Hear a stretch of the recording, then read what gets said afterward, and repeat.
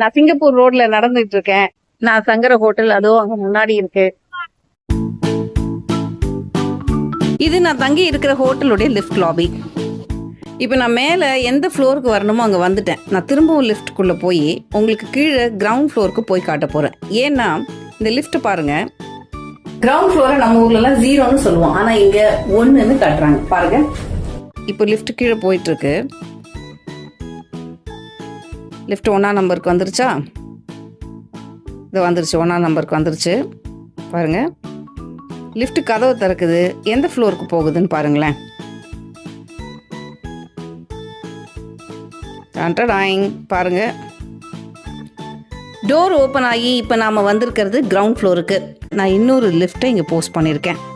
இது சிங்கப்பூரில் நான் போன ஒரு ஆஃபீஸில் இருந்த லிஃப்ட். இதில் நீங்கள் தெளிவாக பார்க்கலாம், 1 2 3 எல்லாமே இருக்குது, ஆனால் இதில் 0 கிடையாது.